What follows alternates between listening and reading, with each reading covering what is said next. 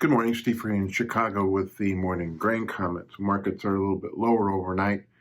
I think that the higher dollar, lower stocks, and lower energy markets may be weighing on the grains. I still see reluctancy by the index funds and also by the managed funds to come in and buy the grains unless there's a weather problem.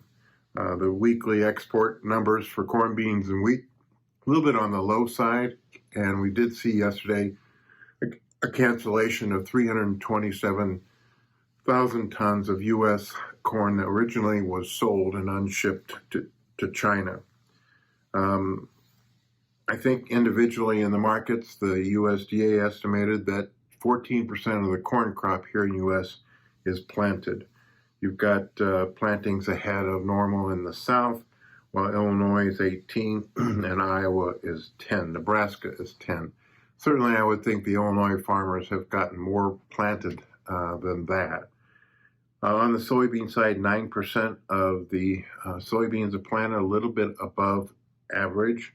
Again, you had Illinois at 15, Indiana at 8, Ohio 6, and Nebraska at 4. I think that Iowa was 5. So I think that the farmers may have focused on beans last week versus corn because of the cold weather forecast. One crop scout put the U.S. corn yield at 180, a crop of 15 billion bushels.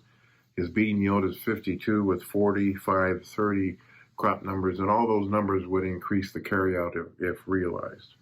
He also noted that 92% of the Brazil soybean crop is harvested. He left the crop estimate at 153 million tons, but did drop the Argentina soybean crop a million tons to 23 with 16% of the crop harvested. His Brazil corn number is left unchanged, 123 million tons, along with Argentina at 36 million tons with 14% of their crop harvested. We're still looking at lower Brazil soybean export prices, but they may have bottomed for a while with farmer slowing down new sales. Last week there was talk that China bought 40 to 50 soybean cargoes, all from Brazil. We do see that the corn exports are running behind a year ago. Wheat exports are a little bit behind a year ago, while bean exports commitments to date are equal to last year. USDA dropped winter wheat crop ratings 1 percentage point to 26 for good to excellent, but you should see good rains over the next week or so across Kansas with general coverage of anywhere from a half to an inch and a half of rain, and a couple of places in south central Kansas, north central Oklahoma could see 2 inches of rain. Nebraska might miss out on some of these heavier amounts. We did see that 18% of the crop was heading versus 14 average, and only 5% of the spring wheat crop is planted versus 17 average. So again, choppy trade.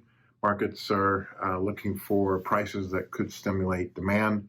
And then really at the end of the day, long term, the only thing that's going to rally the market back over $15 beans, $7 corn, $9 Kansas City wheat is a weather problem.